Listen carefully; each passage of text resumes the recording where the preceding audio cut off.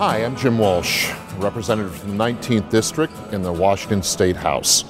I'm here today to take you on a short tour of the state capitol here in Olympia. One of the first things we're looking at as we just come in is the statue behind me of Mother Joseph. She was a Canadian-born nun who was instrumental in building several hospitals and orphanages in the Vancouver area around the turn of the last century. Mother Joseph is famous, among many things, for her final words to her fellow nuns: "Sisters, whatever concerns the poor is our affair." One great tidbit about Mother Joseph is she was a sister of Providence. And in starting those hospitals and orphanages, the Sisters of Providence lent their name to the institutions. And that's why to this day, a number of the hospitals and nursing homes in Southwest Washington have Providence in their names, because the Sisters of Providence were the ones who started those facilities. The other great statue here in the front foyer of the Legislature building is Marcus Whitman, the well-known founder and early pioneer here in Washington. Whitman was a medical doctor, famous for many things. Whitman College is named after him, the Marcus Whitman Hotel in Walla Walla, of course, and the medical school at Columbia University in New York is the Whitman School of Medicine. So Marcus Whitman was one of the great founders of the state of Washington. On the four corners of the main floor of the legislative building are the offices of four of our constitutional officers in the state: the governor, lieutenant governor, secretary of state, and state treasurer. I'm standing right now in front of the office of the Secretary of State. Current Secretary of State is Kim Wyman, and she's responsible for elections, overseeing elections here in the state, as well as keeping the seal of the state, which they literally put on official documents and such. And also she's in charge of the archives, which takes care of the history of our state and publishes books and other publications related to Washington in its history and times. So this is the Secretary of State's office. One of the great things about the Secretary of State's office is they have a revolving series of exhibits in the front foyer entryway. Currently, as you can see, the exhibit's about Korea and the Korean War and Korean immigrants to the state of Washington. But the exhibit is always changing. And so when you come to visit the Capitol, you can stop by the Secretary of State's office and see what the exhibit is when you're here. Of course, one of the four corner offices here at the state capitol is the governor's office. One of the interesting things about this one, to me as a legislator, is during the legislative session each year when bills are being signed into law, this place becomes like an airport, jammed with people. And the governor will schedule several bill signings in a given day, and he'll be knocking them out one after the other, and then out here, dozens and scores and even hundreds of people, the legislators involved, lobbyists, just citizens who are interested in the bill, will all be waiting for their bill to be called. And then there's a rush in through these doors and into the room to the side there where the governor will sign the bill and people will take pictures and there'll be a small ceremony. But during those days, during the session, when the governor's signing bills, this place is a zoo. Here we are at the Lieutenant Governor's office, one of the four corner offices at the state capitol. Lieutenant Governor, of course, is the president of the state Senate and oversees Senate operations. He also is in charge of state trade, international trade, and spends a lot of time on trade emissary work, both within the United States and abroad. And the fourth of the four corner offices that we're visiting today in the state capitol is the office of the state treasurer, currently occupied by Dwayne Davidson from the Tri-Cities area. The state treasurer obviously manages the state's financial affairs and spends a lot of his time managing and refinancing the various state bonds that finance a lot of what Washington does, building and operations and other sorts. One of the great things about the state treasurer's office is they still have the big vault that historically has held the valuables of the state of Washington.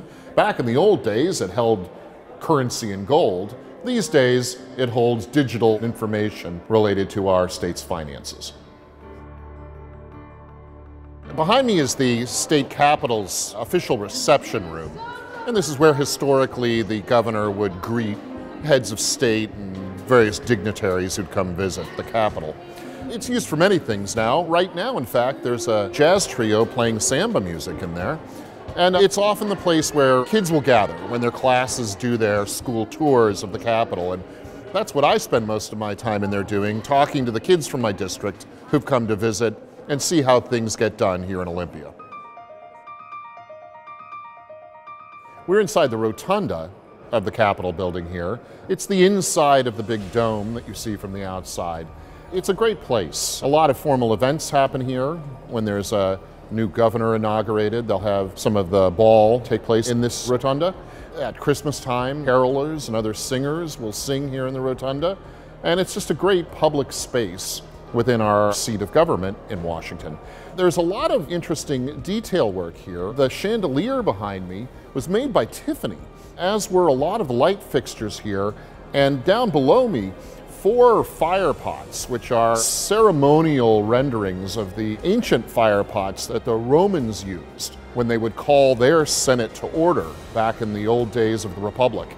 So it's a great place with a lot of great historic detail here, particularly the Tiffany fixtures, which are just fantastic to see and study. As you can kind of hear, the acoustics are interesting. It's heavily made of marble, so you get a good kind of echoing sound effect when you're in here. It's a great place and one of the classic examples of a public space in a government center. So here we are in the House chamber at the state capitol. This is where I spend my days and hours working while we're in session. You can see below me where the 98 members of the Washington State House of Representatives sit and gather and debate bills and put forward motions. It's a great thing to come watch sometimes. The galleries where we're standing here are open to the public, and anyone can come in and watch democracy in action down below. So here we are in the floor of the State Senate in the Washington Capitol. I'm merely a visitor here, coming over from the House. There are 49 state senators here in Washington, exactly half the number of state House reps that there are. Again, as in the House side, here there are galleries open to the public where you can come in and sit and watch the legislation in process here on the floor of the State Senate. As some of you may know, we have a part-time legislature in the state of Washington. At least it's supposed to be part-time. On an odd-numbered year, our legislative session is 105 days long, and on an even-numbered year, it's 60 days long. I can tell you, as a legislator, it's a full-time job, but it's a part-time legislative session. We're back in the House chamber, and right off the House floor are the caucus rooms, in this case, the Republican caucus room. And here's where policy is shaped, budgets are negotiated, deals are made. It's the place where you bring your ideas for public policy and really work them out with your colleagues from the House floor. It's also the place where close friendships and relationships are made among the legislators and where people can speak their minds freely. Around the campus, when you're a legislator, you're often aware that you're on camera and that what you're doing is open to public scrutiny and observation. Here in the caucus room, it's not. This is a private area. No cameras, no audio. This is where you can speak freely and make good policy happen. Lately, there's been some discussion in the media that the caucus rooms should be open to public scrutiny and to media observation. Now, this is an issue that will go on in the future, a debate that will be hashed out over the next few years, but it will certainly change the dynamic of the caucus room if they become open to media coverage. The caucus rooms each have art and artifacts that are meaningful to the members. Here in the Republican caucus room, we have a shield, a Spartan Shield, that was used in the movie 300.